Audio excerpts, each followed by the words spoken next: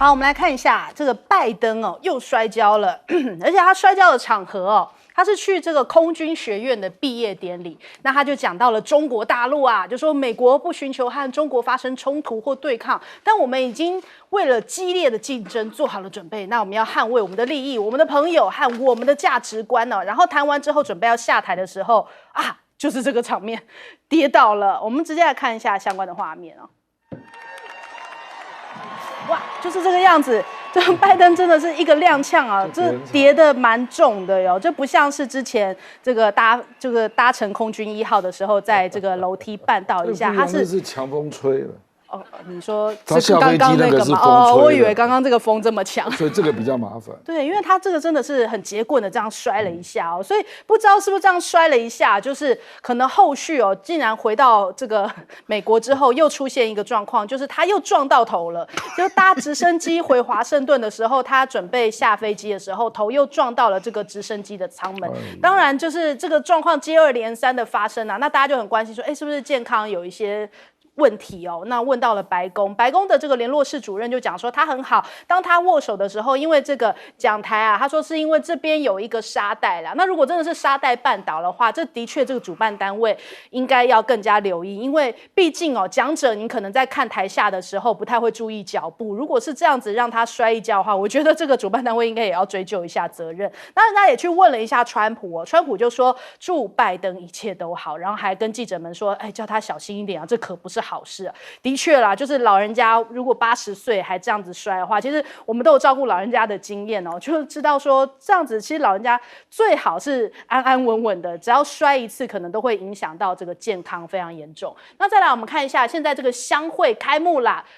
中国大陆先画了红线哦，香格里拉的这个会谈，大陆的这个新任防长呢，李尚福跟新加坡的这个防长会晤哦，他也在谈到了台湾问题，先画下红线，强调3个绝不哦，他重申了中方的立场，在台湾的问题的坚定立场。他说，台湾问题是中国核心利益中的核心哦，坚持以最大诚意、尽最大努力争取和平统一的前提。但是这3个绝不是什么呢？绝不允许民进党挟洋谋独，绝不允许外部势力以台制华，也绝不承诺放弃使用武力哦。所以他这样的一番谈话，也在中国大陆的几大官媒哦，我们看到包含了央视、环球网，还有人民政协哦，甚至在这个今日头条都冲上了这个热点的榜首。他这一番话就是呼应了之前所讲的，中美关系要先扣好第一颗纽扣。可是美国是不是没有感受到这个中国大陆画红线的这样的一个态势呢？因为现在你看到，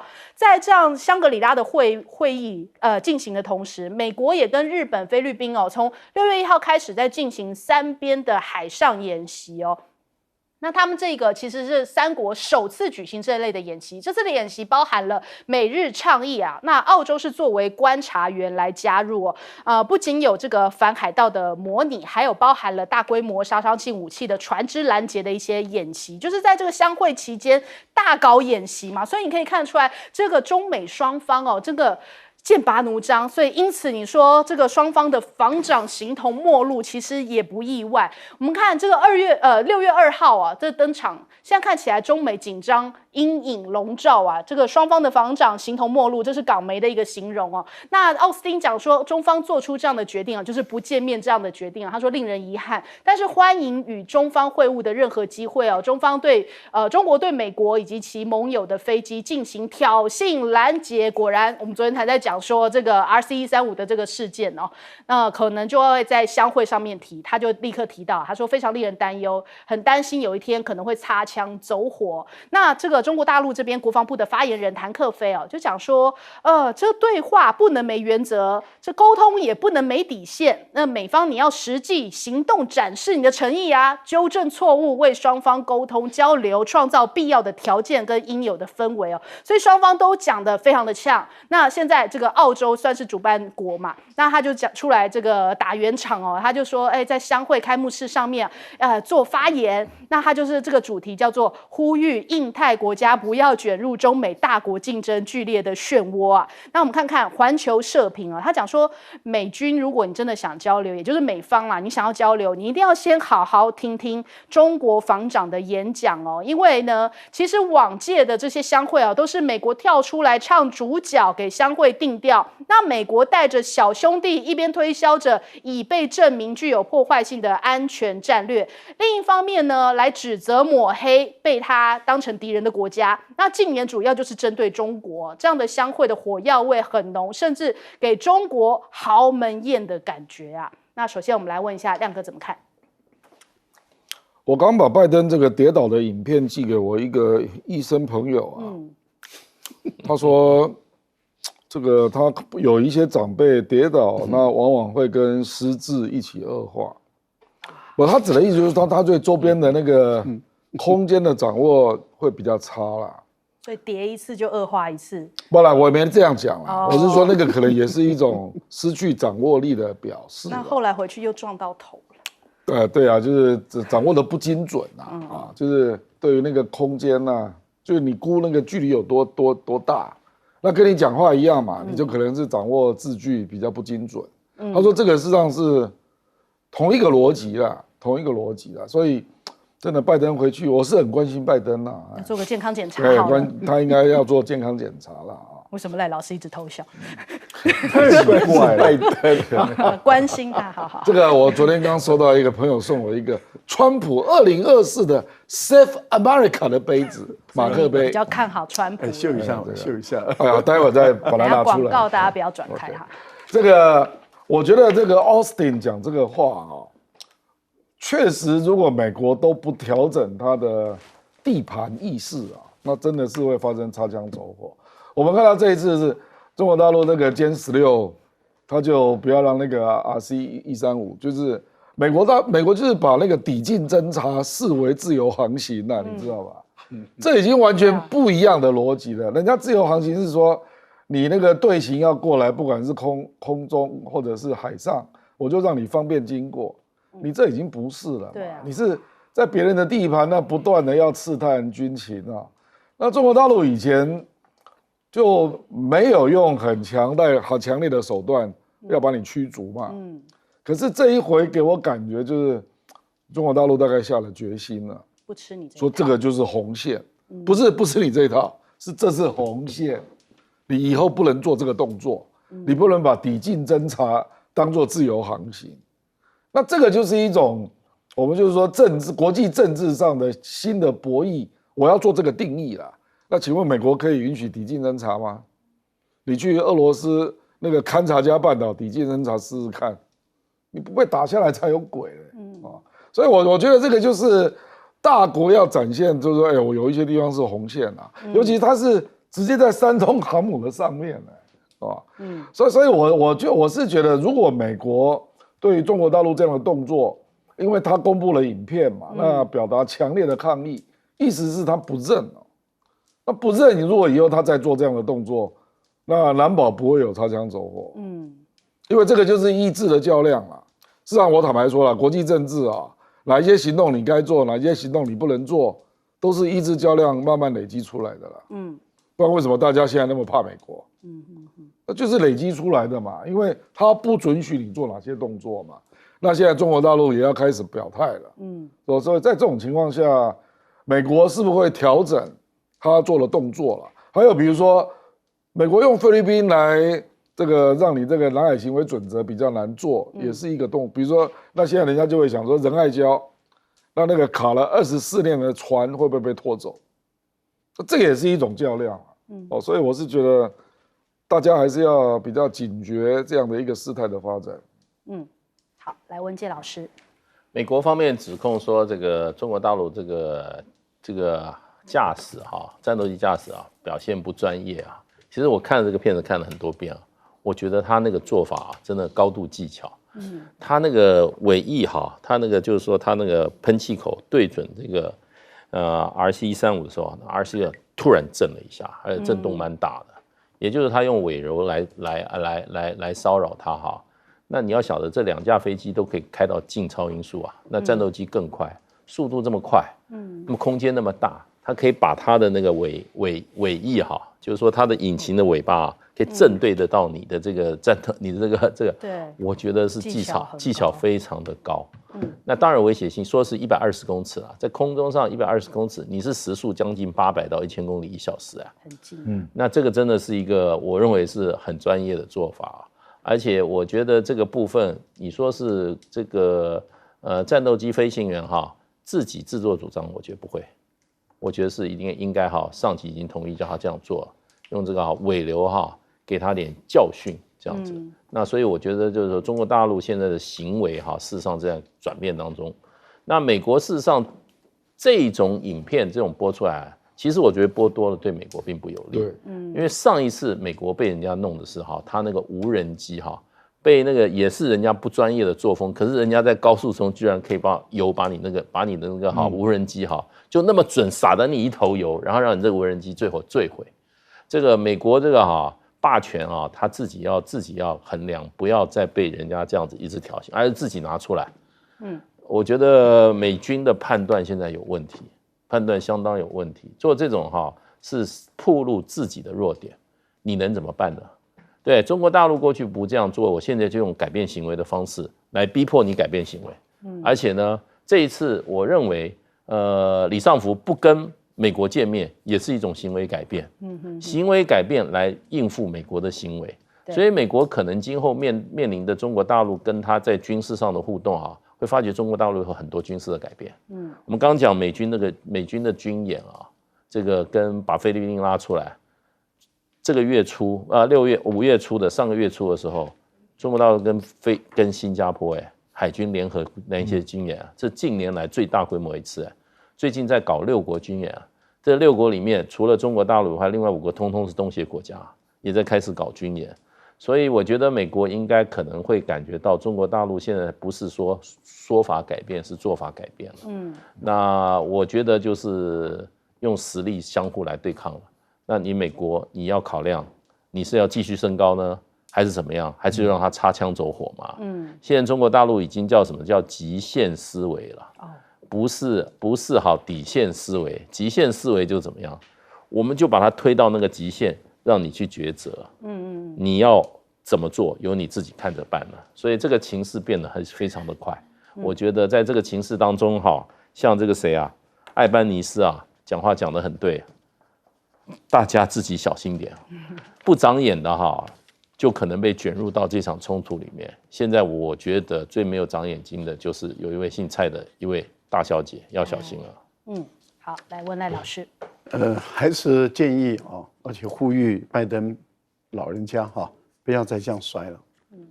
这样摔倒太危险了。这不是他能控制他必须要，他旁边的人要帮他控制好。要在旁边缠着护着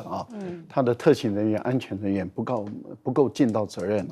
家人也要在旁边随侍在右。我们有一位共同的好朋友，以前也有来上我们这个节目，那前一段时间他很开心的跟我说，他要去美国看他的孙子要陪一下他的孩子们他很开心。结果呢，在浴室摔了一跤走了。我想我们都很痛苦，就是很伤心几十年的好朋友，这个年纪大，而且他比拜登年轻10几岁你看拜登才80几，他70几嘛，就这样一摔就走了所以拜登不能再这样摔了，再这样摔，如果他又连任的话，那不是贺锦丽就上来了那美国人的末日就到了，那还得了啊？因为这个总统只会笑，而且在不适当的时候就会大笑。就很奇怪的笑这样那我觉得我觉得李尚福定了3个调，台湾问题就是中美的，台湾问题不处理好，中美的问题不可能好好的走下去。第一颗纽扣亮出来。对，我觉得这个态度很清楚了，这个态度跟这个王毅跟苏立文讲的态度都是一贯的那据说王毅在跟苏立文的时候，就一个条约一个一个字一个字，应该讲是逐句的。在问得很清楚了。那他讲的3个绝不，他不是针对台湾讲的，他是针对民进党。我觉得这一点台湾的民众要分清楚，针对民进党，所以亮亮脱离民进党是正确选择那个解放军不会对你下手，他只对民进党下手我觉得这一点要分清楚，我们台湾民众不要跟民进党卷在一起。民进党是民进党，台湾是台湾，我们跟他们无关，我们不会支持他们去把台湾带入险境。另外一个，他针对的就是外来势力，当然就是美国跟日本。然后第三个是绝对不会放弃武力。我觉得针对外来势力这个部分，澳大利亚的这个总理他的讲话里面就是说，他呼吁印太地区这时候已经不再是亚太而已了，包括印度太平洋地区，印太地区的所有的国家不要卷入中美的竞争，要避开这个漩涡。所以他的这个呼吁其实是有呼吁这个李尚福的意思在里面，也就是因为李尚福中国只针对境外介入台湾的这些势力，那因此这个澳大利亚他的意思就是我们不要卷进去。问题就在于，如果你跟美国有签军事同盟条约、军事协定的，像美澳纽、像美菲、美泰、美日、美韩，那该怎么处理？所以唯一处理的方法就是终结或是退出这个条约。我觉得这个是确保这些国家不会卷入这些风险的一个最好的一个办法奥斯汀他是努力的想在会前的时候操作一个氛围，这个氛围就是南海会有风险，而风险的最大的来源是来自于中国，而中国不肯跟美国来对话，所以中国大陆是风险的制造者，美国是管控者，而美国也要利用这段香格里拉峰会的期间，香格里拉会议的期间搞这个南海的军演，这个其实就是故意的要挑事情。好，我们先休息一下，广告之后马上回来。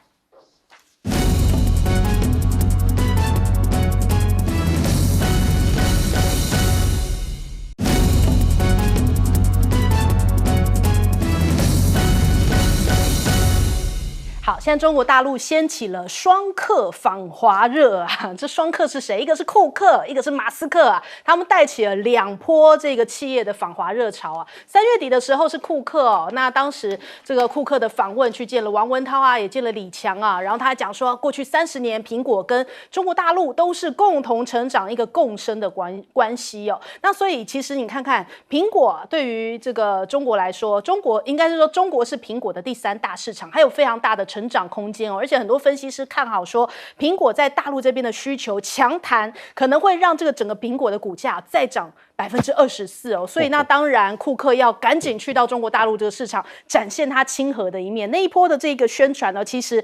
这个宣传效果非常的好，各大媒体也都有相关的报道。那后来马斯克看到啦，我们刚刚讲这个苹果是市值第1嘛，现在世界市值第1，全球的首富呢2个第1通通都到了。全球首富这个马斯克最近也是因为这个股价强弹所以他又坐回了这个全球首富的位置。他讲的是什么呢？中美是连体婴，反对经济脱钩而在他之后呢，现在辉瑞不是辉瑞，辉达也要去了，辉瑞是上回去的都是都要去那所以我们看看他这一次呢，因为人家讲说他去到中国大陆展现出来好像跟中国大陆的这边的关系非常良好，中国大陆也非常的礼遇他所以很多的投资人看到之后就敲进，就是去看好他的这个 Tesla 的股票，然后因此呢，他的股票就强涨了4%左右，今年以来就不断的往上攀升也把他再度拱回了这个首富的位置那因为主要他的资产大部分就是来自于这个Tesla 的股票，所以这个股价一涨，他的这个身价也跟着涨。那再来我们看一下这个特斯拉马斯克的旋风44小时就很多中国大陆的媒体也都有相关的报道还有看到他去到这个上海的超级工厂之外呢，还后来又见了这个上海市委书记陈吉宁，跟他会晤就说欢迎在上海这边来加大投资。另外他也见了丁薛祥就是中国拉高了这个接待的层级，所以整个网络大聚集包含了像是很多这个中国大陆一些网络代表的一些企业也都有跟他相关的见面那我们看看这个路透社讲，这个丁薛祥是中共中央政治局的常委，排名第6也被视为是中国国家主席习近平的幕僚长，所以这样的一个会面哦，就是别具意义。那 Tesla 的话，就是这马斯克其实在 Twitter 上面蛮低调的哦，可能这一次的访谈里面哦，他没有暴露太多讯息给美国，可能避免在美国那边又有人要讲说啊，你就是亲中啊什么的，所以他是算是低调的访问。那再来我们看一看这个现在访华变成了一个热潮哦，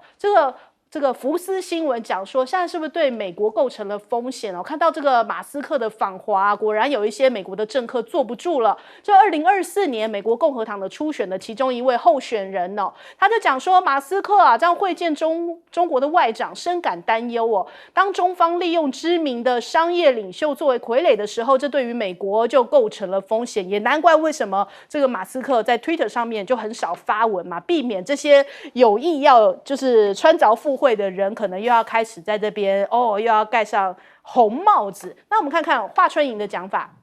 他说啊，他讽刺美国对陆去风险化，小溪孤立，长江黄河终将干枯啊。那他就是对比啊，他说，这个是你们的敌意市场吗？你们口中的敌意市场是这样子簇拥着马斯克哦，那你们的开放市场是怎么样对着这个周受资啊？你们自己是怎么样？然后这样子这个什么公听会哦，到底哪个市场才对于外国的企业构成威胁呢？那毛宁也提到了，他说这个布林肯哦称对华聚焦去风险呢，毛宁讲说这个中国是机遇而不是风险哦，所以应该要先搞清楚你们这个风险定义到底是什么嘛。所以现在看到了辉达也要去啦，然后呢，这个路易威登呢，就是 LV 的 CEO， 因为最近才被马斯克给超过嘛，然后据说他现在 LV 在大陆的销售量大跌，所以他的股价也跟着跌了，接下来他也要赶快跟着去了。我们来问一下亮哥，这个，这几位在美国都是被视为美奸的人物嘛，没奸是吧？就是中共同路人，就是在中国大陆的供应链很大啦坦白讲都是有所图啦，像库克在中国、印度之间这样摆来摆去，那后来也发现他到印度要移转供应链，那个速度也不如预期啦，我到现在只有5%，那印度还在吹牛啊，说2年之后要变成25%，这个吹牛的比我们非核家园还要可怕，对不对？我们非核家园现在做不到8%，对不对？那他也吹牛到20%，不是吗？那印度现在才5%，那2年之后变成25%，就是基本上你要甩开这个中国作为这个世界工厂这个供应链真的难度很高了。因为我也看到越南也有类似现象就组装要外移比较容易，可是电子零组件的生产，你要能够做的比中国的性价比要更高，那难度真的很高照理讲，印度跟越南薪水都比中国要便宜很多那怎么会做输中国大陆？所以这里面一定有一些原因可能比如说人家这个规模很大嘛，或者是也有一定的自动化程度，所以降低了工资的因素那也包括他的确制造出经验了啦，所以就越做越顺所以有很复杂的原因我到现在也难以解释不过然后生产聚落都在周边，很方便总之就是越南跟印度外移的大部分都是组装，所以中国你学不来就是你零组件还是要从中国进口因为最近就已经发现这个现象，就是说中国大陆虽然有一些外移到越南跟墨西哥那美国就说他从墨西哥跟越南进口就变多了嘛，可是后来人家也发现中国出口到越南跟出口到墨西哥也变多了就是零组件贸易就是因为它脱离不了零组件供应嘛那马斯克是另有所图啦因为马斯克非常希望在中国的上海能够扩大他的工厂他要扩厂可是中国大陆现在有点两难，因为它的新能源汽车已经崛起了那我国内市场要让你继续抢嘛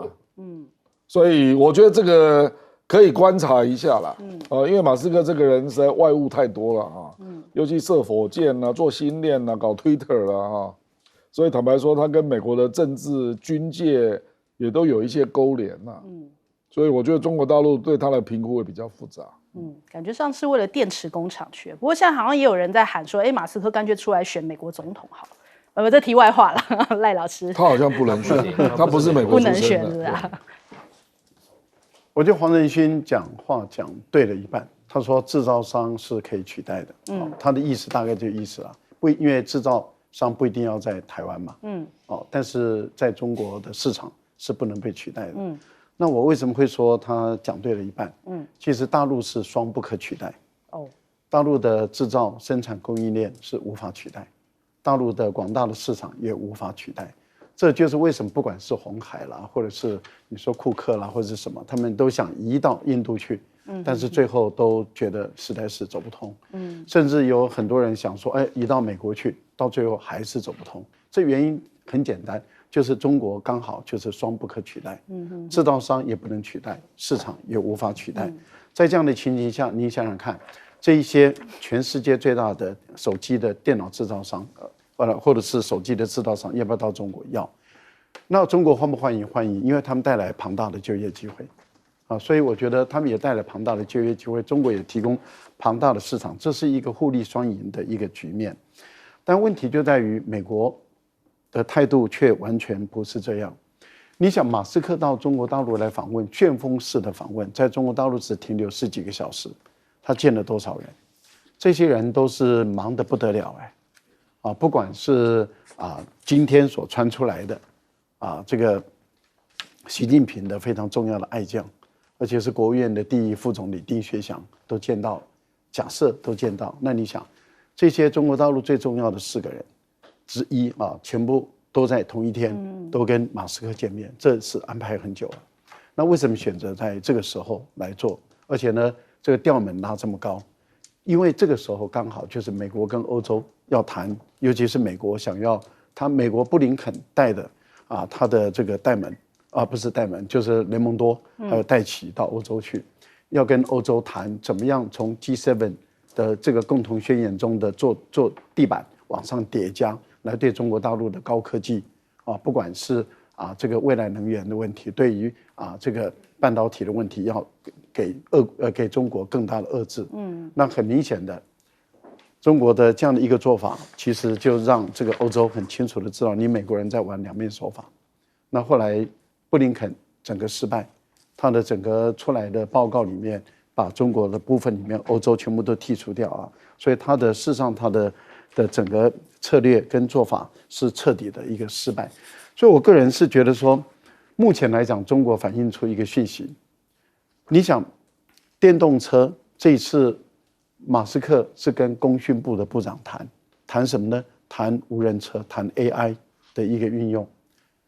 电动车加智能，加人工智能，加无人驾驶，它涉及到多少的安全因素？它要征收所有的周边的环境，它征收所有的周边的环境，这些多么机密的数据都要传输链在车子中间。驾驶者本身提供给这个车子多少他的个人的讯息，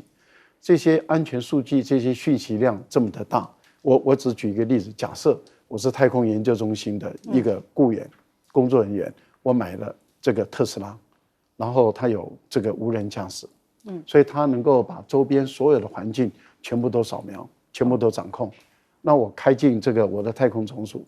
太空发射场，它是不是看到所有的东西？它全部都侦测到了，这个才是真正的安全跟机密中国怎么可以放？但是中国都让这个马斯克到这边来。而且是热烈的欢迎。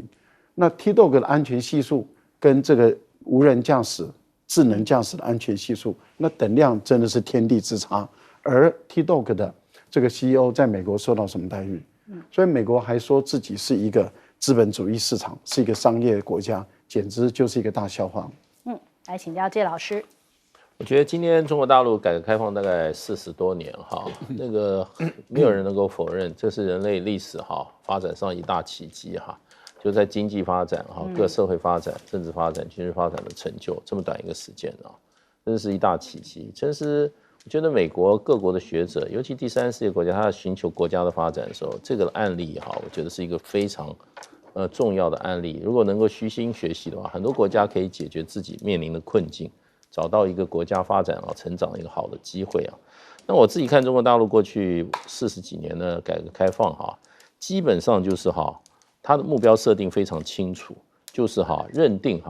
经济发展是中国能够在这个世界上安身立命的最重要的凭借。任何的状况、任何的风险、威胁、任何的阻碍障碍的时候都不能轻易动摇经济发展这个主要的目的，这个目标。然后怎么样达到经济发展的话，就是所有政治机器是为经济发展而服务的。那拿到经济发展的，就基本上有一个很重要，改革开放。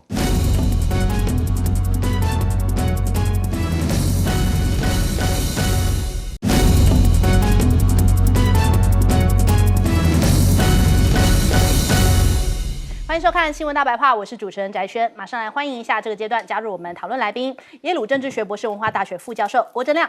大家平安。田大时间文集。大家好，各位朋友大家好。国际事务专家赖岳谦。主持人好，观众朋友大家好。好，现在赖清德是不是越来越像蔡英文了呢？有人说，感觉好像他已经蔡英文化，变成蔡英文2.0了。还记得当初他是怎么样勇气满满呐，就说要参与民进党的这个总统初选要登记要用这个勇气挑战蔡英文那后来呢，被打得稀里哗啦，然后面对镜头说，这个请总统要求网军停止攻击我啊。后来凄风苦雨的跟这一幕真的太惨了，跟高嘉瑜在凄风苦雨当中沿街高喊说赖清德拜托啊，最后还是没有办法出现因为这个强大的这个蔡英文的威力之下呢，最后呢他就还是被蔡英文收编了，然后变成蔡赖配，然后这样来挑战了这个总统的选举。那现在看起来面对到民进党党内的这个性骚争议他的反应怎么让人家感觉好像看到了以前蔡英文面对这些敏感问题什么性骚事件疫情事件、断交事件，反应一模一样啊！下一步我会处理性骚扰的案子吗？副总统性骚扰零容忍吗？要不要吃这个？要不要吃这个？怎么看前党工被性骚扰却疑似被吃案？吃案的人还适合继续留在党部当党职吗？总统预计3月底出访吗？会不会担心台红断交？会不会担心台红断交？总统会考虑来新北视察疫情吗？侯友宜一直在喊话，发言人回答。好，就是面对镜头都不会理你啦。现在开始赖清德也变成这个样子了，而且我们今天在看行程的时候，我们当然会看现在几个政党的这个代表人物的这个重要行程嘛。赖清德今天也是没有行程，就像蔡英文一样，敏感事件发生之后，你可能就看到蔡英文也是没有行程，所以赖清德真的是承袭了蔡英文的风格，要来面对这一次的大选那还有另外一个也是承袭吗？就是军公教要加薪了，那就在这个选举之前好像都很常会出现这样子，这个动不动就加个薪啊，什么专业加级一次调整多少呀？那这个网友就讲说，陈建仁他自己中研院特聘研究员的身份，薪资49万，这个是陈建仁条款嘛？所以现在看起来，这个调薪因为这个陈建仁的身份特殊选前军公教的调薪，是不是又有一些这种？算是针对性、特殊性，然后是不是也有一点不避嫌呢？那我们看一下这个中小学的教师就讲说，你不应该要差别待遇啊，你为什么好像又是针对特殊的族群在做一些这种利多呢？那再来我们看一下蔡赖的两岸外交真的能够让人家放心吗？这个民众的这个反应出来，蔡英文执政了7年，断交了9个国家所以维护外交的表现不满意度快到50%了。那处理两岸的关系不满意度也到了49%。那可是赖清德又说，这个两岸政策要继续延续蔡英文的路线那可是他当年是怎么样酸韩国瑜的他说，这个韩国瑜你去到这个大陆那边去吃饭可以不要卖身可是你今天自己是怎么讲的？你最想跟习近平吃饭呢？你怎么标准会这么突然的变化这个是双标的逻辑嘛？另外还有现在这个地下赌盘蠢蠢欲动，说诸侯对决，诸是这个赖清德的德念成台语这个亮哥说第二，然后他说这个不是搞好第二好。好，好了，我不讲了，来你哇，讲。那个赌盘故意练成丢高哦，了。丢高哈，丢高对决。那现在这个开盘之后，警政署现在这个戒备，要防止境外的资金操作。5月17号赌盘开出了这个竹让侯100万票，20号又下修到竹让侯这个80万票，上周末又再一步的下修到70万票。所以这个距离这个选举还有多久？现在在扯赌盘，就现在又要在那边扯说，中国大陆在介入哦。那反过来我们看一下这个海论哦，就是现在目前大陆这一边哦，就是说要给这个台湾的青年说有上千个职缺哦，陆委会又跳脚啦，就说这个目的哦跟动机值得商榷哦，怎么会在这个时间点呢？那所以我们看陆委会的副主委讲说，这个目前呢没有必要提出修法或是重新函释的必要性，就是接下来这个会不会修两岸人民条例，他说没有必要，所以看起来这样两岸还是会继续走僵局啊。那民进党是要跟人民唱反调吗？我们看看这个陆委会的民调说，超过80%的民众支持蔡英文的两岸立场哦，就是问到这个和平谁不赞成呢？这个网友觉得很奇怪哦，就是超过80%认为说，不希望上战场嘛，那难道那2成非常希望上战场吗？人家觉得说好像不合逻辑哦。那 CNN 也去到金门访问啊，就说想听听看这个金厦大桥而非战争的当地人是怎么说。就这项有争议的提案获得了一些在野党的支持哦，比方说像是柯文哲，不过执政的民进党则是冷处理啊，从府方到国防部皆然。CNN 也补充一句，这大概也不令人意外。那当地人是怎么讲？他说过去就有很多交流啊，我们彼此之间没有敌意啊，那到底是谁让两岸现在敌意这么升温呢？我们来问一下亮哥。我觉得赖清德这个事情真的不好处理啊，因为当然第一个他觉得他很冤呐，因为去年9月发生的，而且那个当事人又叫辉哥啊，又是蔡英文的朋友所以这一切他觉得他自己有点无辜啦，还委屈了，所以他自己当然也搞不清楚真相，所以可能第一时间他是想了解一个状况可是问题是啊，他今年1月18号上任，然后他还把许家田升官，对啊，那表示你都没有进入状况，是不是？就是他从妇女部长变成这个副秘书长嘛，那第二个就是处理掉许家田就可以了吗？那个吃案那位是不是也要处理呢？我们不能就这样算了，好不好？我们不能说他吃案啦，至少他就看到妇女部没有处理，因为性平部那边说他们根本没接到案件嘛，所以等于这个案件到许家田就结束了。那他说他有跟，因为那个林非凡不是有出来说吗？说他有跟他做简要报告，对不对啊？那可是他完全没有警戒心呢，他觉得民进党好像不会有这种事或者说他的性平意识没那么高啦。那总之赖清德就是没有处理林非凡，对，因为人家也会问因为我也在网络上看到以前绿的网军说林非凡是不是要取消提名？那党中央是不是要给个交代之类的啦那当然，民进党现在就进入了一个非常警戒状态啦。你真的确定只有这个案子吗？因为事实上。我就有另外一个朋友跟我说，有一个更大的案子今天又报了1-2个，可是比较早的，而且涉及的层级可能更高那个人后来还参选等等反正现在就是对于这种案件就是我觉得大家当然会这样理解嘛，就比如说许家田事实上是很资深的民进党人他一定是感受到这个很难处理因为对象是总统的朋友党主席的朋友你真的能碰吗？因为人家就会联想到那个之前那个一个自称是谢阳廷的好朋友那位，后来不是被告吗？对不对？那女方也纠缠了很久说他性骚扰等等等那后来有各种力量叫那个女生不要再告那位长者了，那个真的是长者年纪蛮大的其实不管任何年纪都有可能犯这种事了我的意思就是说，去年也是这样，那今年又是这样那人家当然就会把它理解成说，那必然有更多是沉在海底的案件嘛，那社会不知道嘛，对，所以接下来会不会有一些更多的会在网络上出现会变成绿版 Me Too 吗？这个一定会有啊，因为在党中央待过的人实在太多了，而且历经这种事情的人一定也不少啦。那亮哥你自己还有没有听到好几个可能是还没爆出来的？我知道一个啦，可是有一个朋友他更了解那个状况啊，所以还是我等他讲再说，因为他讲的会更直接、更细了啊。好，事实上这一类的事件很多人都，而且立委办公室也很多啦。立委办公室都当然了，这有什么稀奇呢？对不对？你会感到稀奇吗？事实上，如果3个党都有，我也不会稀奇的那只是说你现在这一下就报到这个层级嘛，然后因为赖清德没有第一时间处理嘛，因为他没有画面那当然，我后来看到《自由时报》给赖清德录了一个，我感觉那个是专访，而不是在路上被人家追着访，让他做了一些口头上的因应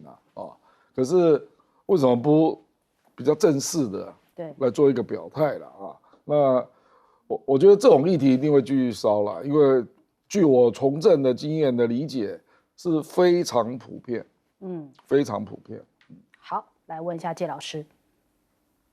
我觉得这个案子发生在台湾我们台湾整个看事情的水准，就是从我们台湾的角度来看，要放在国际的角度来看的话，看到他这个许家田跟这个一个受害人、被害人那种对话的方式我认为根本就不是吃案，他根本就是在恐吓。他是用组织的力量用自己的权势事实上是在霸凌是在欺负一个年轻的一个女孩子。因为这里面有非常臭不可闻的政治考量在里面。那么一个组织发展妇女发展部的主任，面临一个大家一个性平的案件所谓的性这种性骚扰的案件，居然用语可以用到这种程度，要他这个你为什么不跳车你要知道我们组织就这么小，出事了怎么样？这是公然恐吓这不是吃案的问题我觉得这有刑事的问题应该这个，我觉得应该这个检察官应该进入调查，这个是一个，我觉得是一个国家级的丑闻。那这里面整个过程中，我看到了一个非常非常腐化的一个基层跟中层的一个组织。民进党这个组织基层跟中层极为腐败，内部的道德水平非常低，这种一点点正义感都没有，一点点是非感都没有，而且都还在那些做那边主管的，而且还主管这个业务的，一点点正义跟是非感都没有。那上层的话，我们就以蔡英文跟这个赖清德来讲的话，他说我们不会掉头走开的，昨天不就掉头了吗？对，上层表现的是什么？傲慢，这不是冷漠的问题，这是傲慢。因为再笨的人面对这个时候也会谦卑，也会来面对这个问题。可他们第一时间选择的是什么？是根本无视这个问题。那他们对于他自己的权位，对他自己党的这个在社会上的地位，他们已经是傲慢到觉得台湾人就必须要接受他们绑架吗？这种情况只有在台湾才会有人还有一直不一样。我昨天晚上还看了很多这个有关赖清德他的脸书下面以后更让我觉得臭不可闻的一件事，居然下面很多留言都是民进党这些年轻的政客，不管是这个党公职选举的还是直接的党工，都在干嘛？都在歌功颂德赖清德，感动到也泪流这是什么组织文化这个组织到现在把年轻人教到面临到一个他们这个党的整个道德败坏的一个面对的时候，居然想到的是去歌功颂德他们的这个当做一个什么，还想往上爬，歌功颂德他们这个党主席的这个一个机会，这是古今中外少见，也不过掌权才几天，那么绝对的权力让一个政党腐坏的如此之坏，如此之快，有一点悔意吗？有一点悔意吗？所以我觉得民进党又创造一个历史，就是全世界腐败的最快的一个政党，居然还要再次把台湾的政权拿到手里面，继续绑架台湾人民，你能够接受吗？好，赖老师。许家田怎么可以2度伤害一位受伤的年轻的学生？怎么可以这样做？你怎么可以说你怎么不大叫？你怎么可以要求这位女生说你为什么不跳车？你等于是在指责你为什么不做反应，你为什么要让他被性侵，你让这一位受伤害的学生2度再受到更大的伤害，2度的伤害不会轻于第1度的伤害，这是什么样的态度？另外一个，这个事情既然你赖清德已经知道了，我们要问的是你的态度是什么？你为什么不回应记者的要求，停下来，面对记者，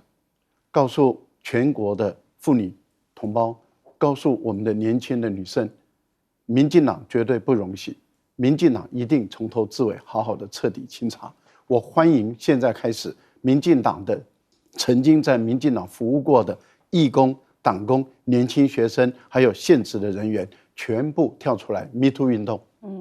我们民进党现在要开始推 Me Too 运动，我们要由所有的人都出来举报，我们要把这些害群之马从民进党整个里面清除干净，从地方的议员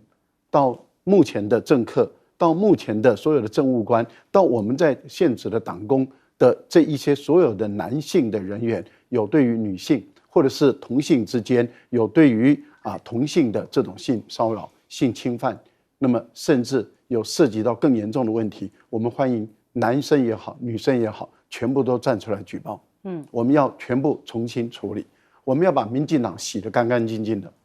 这才是你的态度嘛。结果你回避，你想把这个风波把它扫掉，希望说一下子就水过船过水无痕。那蔡英文你是女性我到目前为止，你在选举期间，你表达你对女性的关怀，你当选之后，我没有看过你对女性真正关怀。为什么你掌握权力以后，对女性的同胞就不再关怀？对慰安妇的到现在也都不讲话。我觉得这个真的是一个让我们感觉到说是孰可忍孰不可忍，现在是不能忍的时候了。我觉得民进党的上上下下的男生也好，女生也好，我觉得应该要站出来，因为这一波风来得好，来的时机也来得刚刚好。如果不在选前的时候，让民进党彻底的把他们的这种劣质的文化洗得干干净净的话，我相信以后会有更多的受害者一直在民进党内里面受到伤害。我觉得这个一个组织，一个团体，竟然是变成女性在那边可能会被受害的一个温床。这个是很可怕的事情他的领导人从前任的民进党的党主席蔡英文，到现任的民进党的党主席赖清德，到目前为止都不处理。我觉得这个民进党的这个组织，还有哪一个男生也好，女生也好，可以进入这个体系里面去服务？这太危险了，太可怕了。做爸爸妈妈的，你绝对不能让你的孩子，你的年轻的孩子到这个组织、到这个体系里面去工作、去当义工，因为太危险了。因为他的党主席到今天为止对这个态度不清不楚。最后一个我觉得要谈的，赖清德既然讲说要把金门当门户当台湾的门户，那你金厦大桥一定要开通。为什么呢？要把台湾当门户，台湾的金门只能走小三通，它的机场太小，所以一定要充分利用厦门机场。厦门机场成为台湾门户外的门户，也就是小三通一定要通，厦门机场下，金厦大桥进，再从台湾从金门回到台湾来，不管搭船搭飞机，那就方便的不得了。所以你既然说要把金门当台湾的门户，就要说到做到，把金厦大桥打通，再让小三通通，让厦门可以直接到台湾来。